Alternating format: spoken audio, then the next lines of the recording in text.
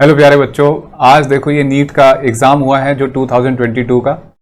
और question paper देखिए तो बिल्कुल आपको कोई क्वेश्चन ऐसा नहीं लगेगा जो आपने स्कूल में भी आपने एनसीईआरटी पढ़ी है, बेसिक पढ़ा है, ट्यूशन जहाँ भी जिससे भी पढ़ा है। कोई ऐसा क्वेश्चन नहीं है जिसके लिए कोई दावा करे कि मैंने पढ़ा है तो आया और मेरा पढ़ाया हुआ है। सब बिल्कुल बेसिक एनसीईआरटी से है, कंसेप्चुअल है। एनसीईआरटी छोड़े कोई भी नॉर्मल किताब आप फिजिक्स की पकड़ लो, सब में लिखे हुए हैं, लाल पीली किताबों में भी ये क्वेश्चन है। देख लो, आप पहला क्वेश्चन पढ़ लो। मैग्नेटिक फ्लक्स पूछा है कॉइल से, रेजिस्टेंस दे रखा है, ए उसकी साइड दे रखी है, और बच्चों ये स्पीड ऑफ लाइट और परमिटिविटी परमिएबिलिटी का रेशियो, और बेटा ये फ्रीक्वेंसी और स्टॉपिंग पोटेंशियल। आपने फ्रीक्वेंसी बदली, स्टॉपिंग पोटेंशियल इतना हो गया, थ्रेशोल्ड फ्रीक्वेंसी ऑफ मीडियम। जो ये नीचे वाला क्वेश्चन है ये है कि जब इस विस्कस फ्लूइड में किसी बॉल को ड्रॉप कर देते हैं तो उसकी स्पीड कैसे वेरी करती है, तो ऐसे कांस्टेंट हो जाती है कुछ देर बाद। आठवां क्वेश्चन मुझे एच सी वर्मा का दिख रहा है। एच सी वर्मा क्या मतलब बेसिक कंसेप्ट का क्वेश्चन दिख रहा है। और भाई ये क्वेश्चन है thermal energy in develop in, सातवां question thermal heat, thermal effect of current का बेसिक क्वेश्चन। और as temperature increase the electric resistance, बताओ क्या होता है बेटा। कंडक्टर में इंक्रीज होता है, सेमी कंडक्टर में डिक्रीज होता है ना। तो ये बड़ा बेसिक सा पेपर था। दूसरा पेज खोलते हैं। ये पेपर में देखो पीक वोल्टेज का आरएमएस वोल्टेज से क्या रिलेशन है, √2 टाइम्स होता है। डिस्प्लेसमेंट टाइम ग्राफ दे रखा है, इसमें पूछा जा रहा है कि बेटा बताओ वेलोसिटी का क्या रेशियो है। तीसरा 11th क्वेश्चन है electric line of force and equipotential surface में एंगल क्या होता है, एकदम बोल देगा कोई भी, 90 डिग्री है। डायमेंशन फॉर्मूले पूछ रखे हैं, बबल एक्सपेंड कर जाए तो प्रेशर बढ़ता है घटता है, रेडियस बढ़ता है तो बच्चों प्रेशर डाउन होता है। ठीक है। Energy will be ideally radiated by इतने पावर ट्रांसमिटेड इन 1 आवर। बताओ भाई, पावर का फॉर्मूला इनटू टाइम कर दो। 9th का बच्चा इस पेपर को फोड़ आए, अगर 2-4 कंसेप्ट छोड़ दें तो बाकी 9th का बच्चा भी कर सकता है इलेक्ट्रोसाइट्स के। हाफ वेव रेक्टिफायर की फ्रीक्वेंसी 60 हर्ट्ज है, अगर आउटपुट फ्रीक्वेंसी क्या होगी। तो बच्चों आपको पता है ना, हाफ वेव रेक्टिफायर फ्रीक्वेंसी नहीं बदलता, तो सेम रहेगी एनसीईआरटी का सेकंड लास्ट क्वेश्चन एक्सरसाइज का, और डायोड में, इसमें सेमीकंडक्टर में। तो बच्चों बिल्कुल basic question, electromagnetic wave, microwave, इनकी वेवलेंथ का टेबल दे रखा है। ये 8.2 टेबल एनसीईआरटी में देख लो तो उसी से मिल जाएगा तुम्हें। ये लिफ्ट का क्वेश्चन है, इसमें पावर पूछी है, एनसीईआरटी का सोल्ड एग्जाम्पल है पावर का। ठीक है। और बच्चों बेसिक 19th क्वेश्चन भी वही, ये YDSC का एकदम। और ये देखो two hollow concentric spherical, two hollow conducting sphere of radius R1 R2 have equal charge, the potential would be. किस पे पोटेंशियल कम ज़्यादा होगा, किस पे कम होगा। चार्ज इक्वल है, जिसका रेडियस कम होगा बच्चों उसका पोटेंशियल क्या होगा, ज़्यादा। ठीक है। ये देखो एक इक्वेशन लिखी है, इसमें एक वैल्यू चेक करनी कि कौन सा एलिमेंट होगा, atomic number, mass number balance कर लो।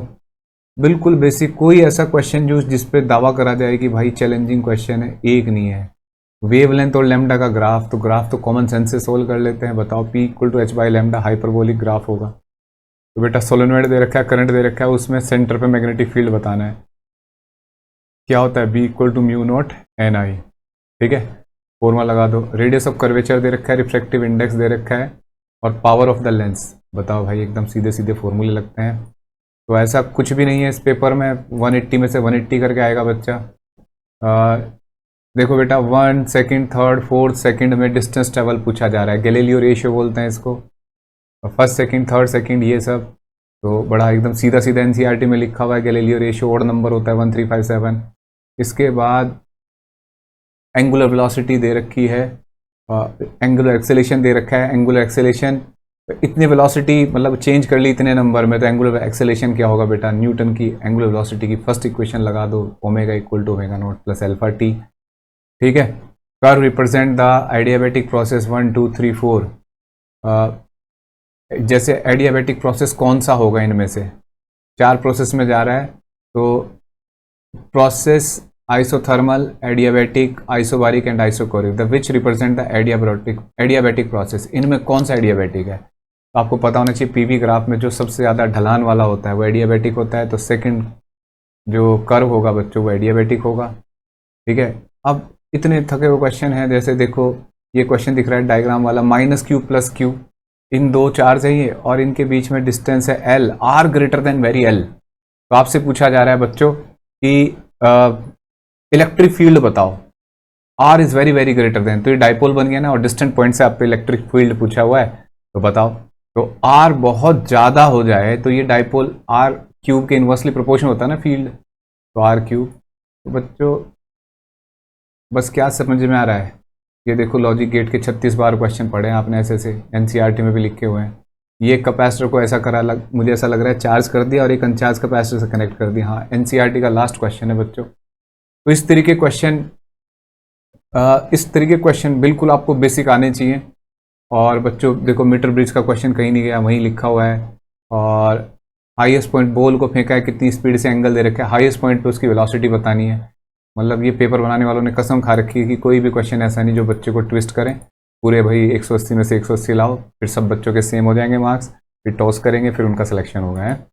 ऐसा कुछ हो रहा है कि इसमें तो बहुत ही रेयर होगा कि कोई बच्चा जो भी ढंग से पढ़ा होगा वो पूरे क्वेश्चन क्रैक करके आया होगा। ठीक है, तो बच्चों ये था पेपर आज का। और आज फिर ये समझ में आया हमें कि बेटा एनसीईआरटी और एनसीईआरटी कंसेप्ट वहां से क्लियर करो। और आप कोई और किताब भी पढ़ सकते हो, लाल पीली नीली, लेकिन कंसेप्ट एनसीईआरटी का सफिशिएंट है, उससे आपको सिलेक्शन श्योर हो सकता है।